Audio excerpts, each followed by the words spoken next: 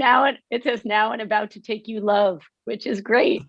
Good afternoon, everyone. It is Monday, May 17th. This is the Joint Rules Committee of the Vermont Legislature.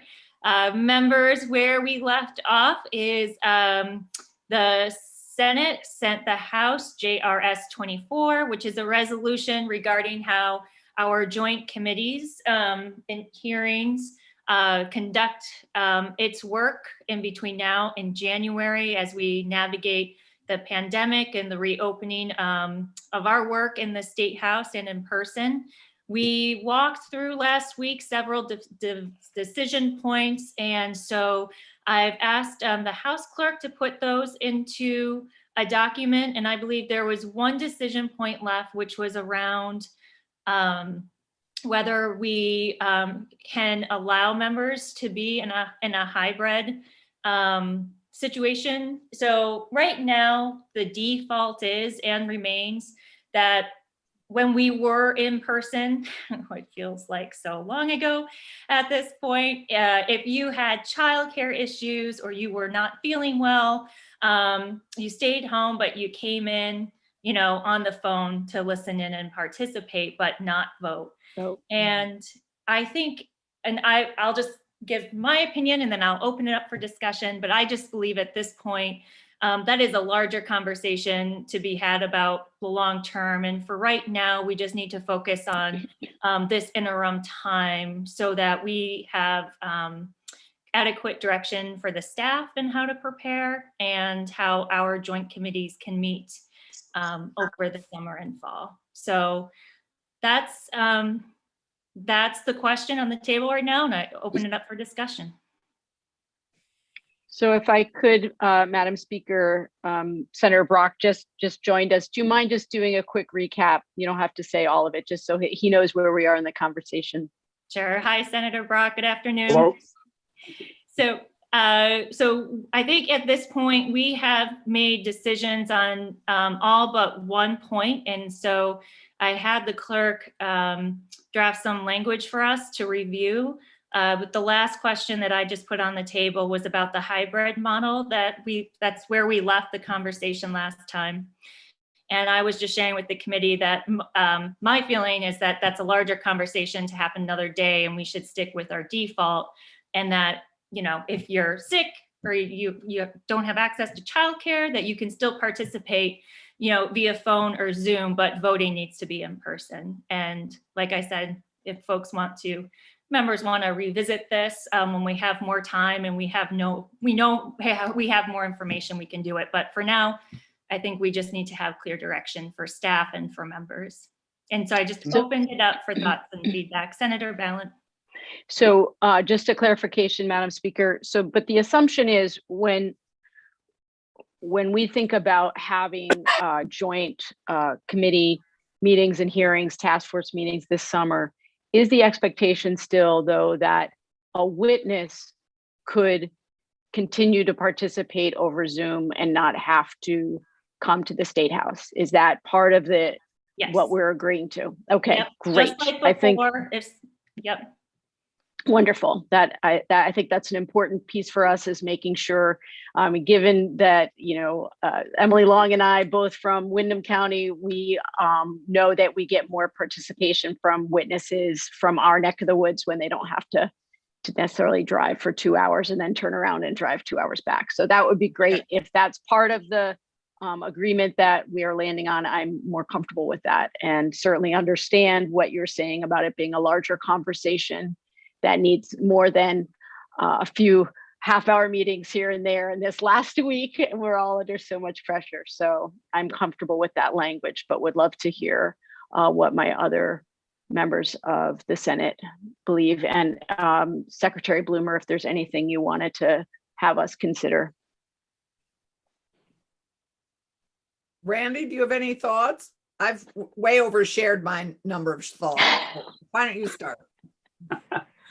I'm okay with it. I do think, some form of hybrid does make sense. And that issue of keeping things open for people from away I think is an important consideration for the future. Anything that we can do to build public participation, both in person and otherwise, and maybe simultaneously with both models, makes sense. But how do you feel about the hybrid for the actual participants of the members of the joint committees? Well, the House's position now is acceptable to me. I would certainly go along with it. I understand, and I think most of us want to get back. I think the feeling is that we do better work when we're back in the building than when we're away. And so I think keeping it the way the speaker suggests until such time as we can get together and work out a better method might make sense.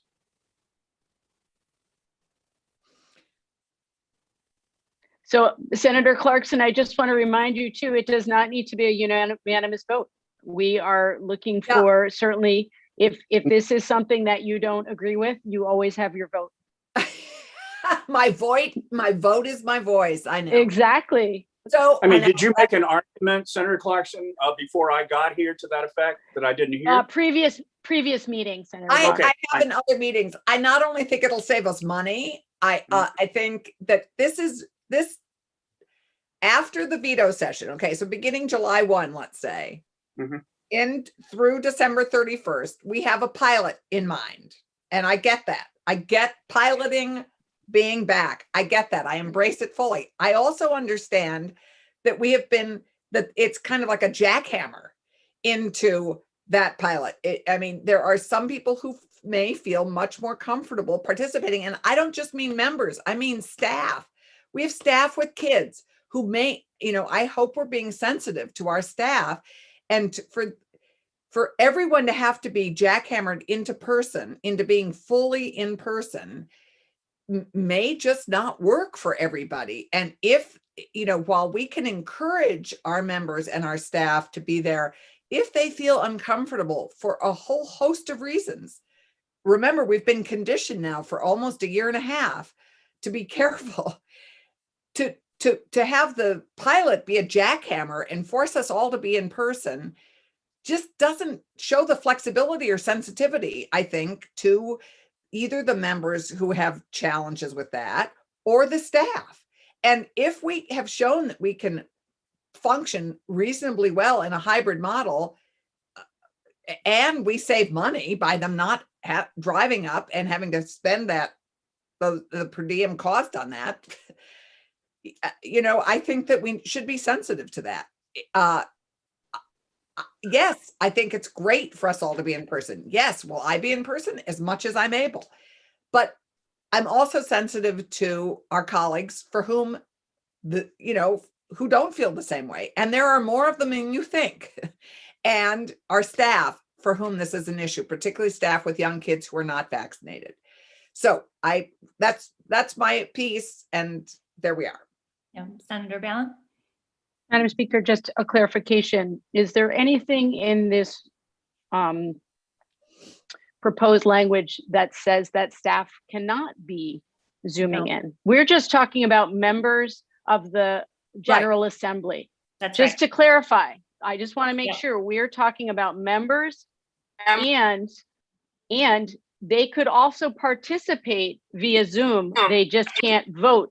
Is that correct? Or via phone? But in order to vote, they need to be present. And I think we have the flexibility within the building to have a situation to provide people with that comfort.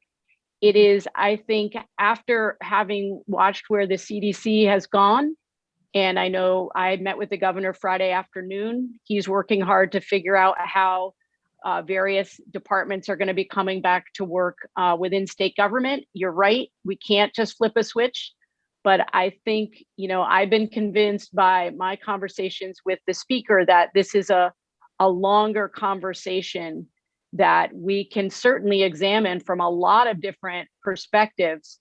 But I think I'm comfortable with saying if the staff can work remotely, if we can participate but just have to be present to vote, I'm I'm okay with it. I do think it's acknowledging that it isn't going to change overnight, but I think what moved me was feeling like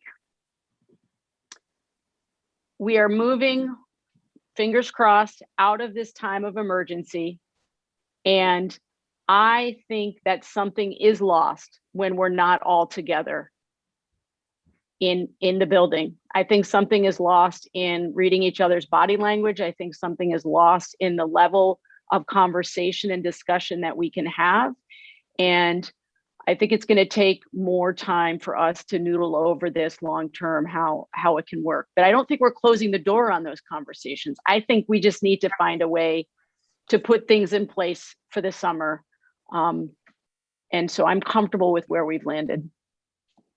I'll just also add on to that, the Joint Legislative Management Committee is doing work and will continue to do work to ensure that in working with the staff, that the transition for them is working well. We know that there's going to be staff moving into different locations. There is a whole separate conversation about how we can make sure that staff have what they need for the transition, and that they're even being relocated into a safe place that works for them. So there is a larger conversation about our support for staff in the short term and the long term during these transitions, not only back to person, but the changes in the building, which are also significant. Senator Brock, did I see your hand up? No? Okay. Yes, Secretary Bloomer. I just wanted to make sure I understand what the question is so I can be helpful. It is really a matter of short-term joint meetings and participation. And I just want to make sure, because historically, if you're doing the long term, it's going to take a little bit more thought. I mean, historically, the joint rules have in joint assembly, Senate rules apply. There's also some custom and tradition that they do. And long term, you're welcome to change them. It's just not as easy as flipping a switch. I think for the shorter term, if you're keeping it sort of there and following a process that still allows the Senate and the House to have potentially different avenues that they're taking, I think is appropriate. I think you should keep it sort of during this transition period. Mm-hmm. Any other thoughts or feedback on this? I think I'm slowly seeing a consensus on this question. Yes, and if we could, I know if Betsy Ann could show us the language on the screen just so that we're all clear, yep. I think that would be helpful. Sure. I just wanted to make sure people had room for further discussion before we transition to absolutely. Are people feeling ready for share screen? Can I ask you? I see Secretary Bloomer again. Secretary so Bloomer. I just wanted, because I do have some other comments on the resolution. And do you want those now, or before you vote, I would like to maybe have a chance to make those. I thought you were just sort of doing something different besides the resolution. What would you like, Madam Speaker? Well, what we are going to be looking at is an amendment to the resolution that we sent over. So does it make sense for us to walk through so that we all read it together, and then we can go to questions or clarifying statements? Does that sound good? Great. Betsy, when you're ready. Sure thing. Here we go. Are you able to see the screen okay? Yes, thank you. Great. So this is for committee discussion today. It is currently set up as a potential amendment to JRS 24. Big picture, it would address two main things. The first resolve clause is in regard to the amount of time that joint committees can continue to meet remotely, and when joint committees have to return to in-person meeting. The second resolve clause is on another topic. It's in regard to State House access. So we'll get to those two things separately. JRS 24, if you would recall, is a joint Senate resolution that proposes an amendment to current temporary rule, joint rule 22A. That joint rule 22A allows this committee, the Joint Rules Committee, to authorize itself and joint committees to meet only during the time frame of when the governor's COVID state of emergency is in effect. we don't know when the governor is going to lift the COVID state of emergency. The governor is in the process of easing restrictions. We're at the part now where the next step would be for the governor to lift capacity restrictions at all gatherings and events and mask and physical distancing requirements. That's the next step of the reopening plan. It hasn't been completely lifted yet, but that would be the next step, with the estimated date of that happening to be July 1st, perhaps, or maybe even a little earlier if we're still ahead of schedule. As passed the Senate, JRS 24 would state that the Joint Rules Committee would maintain its authority to continue to authorize joint committees to meet remotely upon the later of the governor completely lifting the state of emergency, or January 7, 2022, which is the first Friday of session. The House considered language similar to that for its own House reopening plan, when House members would come back to be in person again. And the House took a separate tack from what is in JRS 24. And so what this joint resolution potential amendment would do is set up Joint Rules Committee authority to be similar to what the House just decided to do for its own House reopening plan. And that is to say that the Joint Rules Committee authority to continue to authorize joint committees to meet remotely would be in effect through May 22nd, which is the expected adjournment date, or through days subsequent to that date as authorized by this committee, if required, in order to allow the legislature to complete its business to adjourn prior to any veto session. So that first clause is, just in case we don't adjourn on May 22nd, whatever days subsequent to that date that we do adjourn. So the Joint Rules Committee authority to permit joint committees to meet remotely would be in effect through that condition, through any 2021 veto session, and then using the House language again, and through the 30 days following the date on which the governor rescinds all remaining capacity restrictions and mask and physical distancing requirements under the governor's state of emergency. That first part is very similar to what the House did. And the second part is also what the House did. It would say that if the governor has to reissue capacity restrictions or mask and physical distancing requirements in response to COVID-19, say sometime in the fall, that hopefully this does not happen, but there's another outbreak or something happens with COVID and the governor determines that the governor needs to reissue capacity restrictions or mask or physical distancing requirements, this Joint Rules Committee would be again authorized to meet remotely and to permit joint committees of the legislature to meet and vote electronically as this committee determines appropriate. So it's like a springing back of that authority. So that generally describes this committee's authority over allowing joint committees to meet remotely. All good there for now? Okay. The second resolve clause is in regard to public access to the State House. This is something that is discussed in this committee. It's being discussed in Joint Legislative Management Committee. It's being discussed in our institutions committees and in the Sergeant at Arms office. This potential second resolve clause addresses that State House access issue.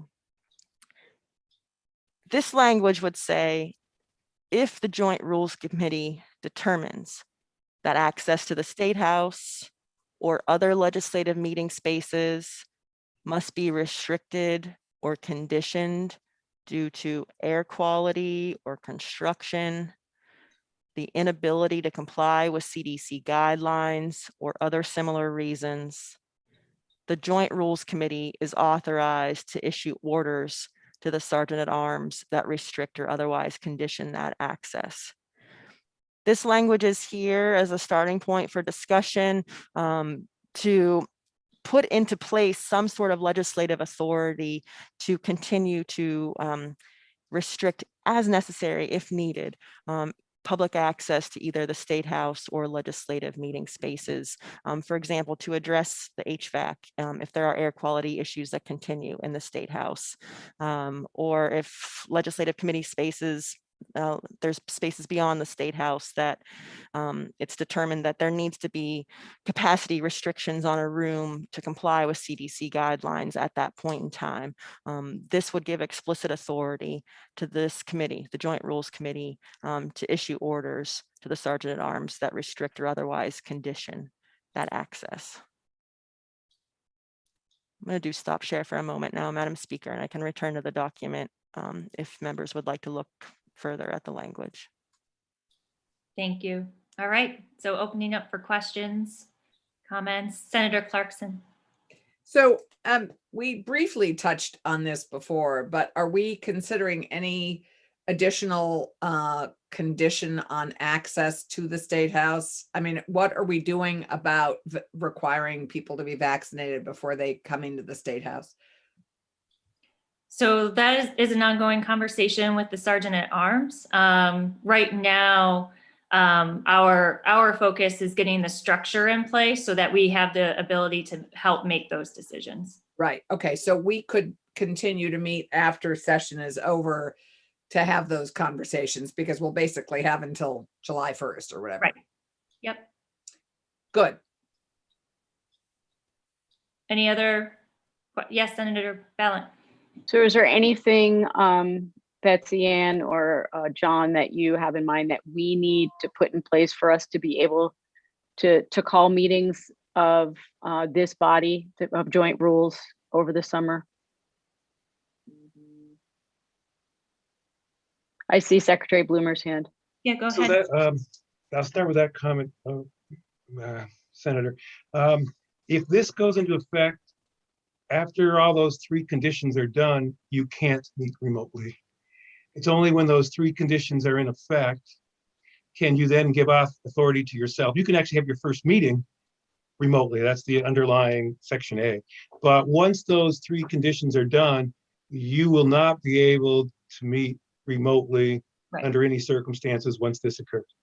I mean, to directly answer your question, I have a few other comments, but my understanding is that once all those 3 conditions are done for adjourn, no veto session, and the restrictions are over, the Senate committees, the way you've done it, will continue to be able to meet. Senate rules will continue to be able to meet as they see fit, but any joint committees, including joint rules, will not be allowed to meet remotely. So how Yeah, does that change the calculation? Senator Clarkson. I think the one thing we've learned in lessons learned in all this is to be flexible. And I really see making such a hard and fast rule. I mean, this is part of the problem is we get better attendance if whatever gets better attendance is what we should be using, and whatever works for people during the course of maybe being here, maybe not being even in state. Wouldn't it be great? We could have a joint rules if somebody was on holiday and they could attend for an hour meeting, but they couldn't attend otherwise.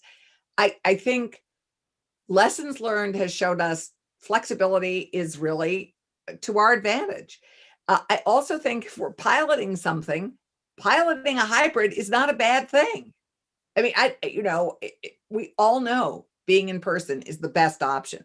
But when we can't all be in person, when there is some legitimate reason or a concern, if we're going to pilot something, why don't we pilot what we've learned in lessons learned, which is a hybrid isn't a bad idea.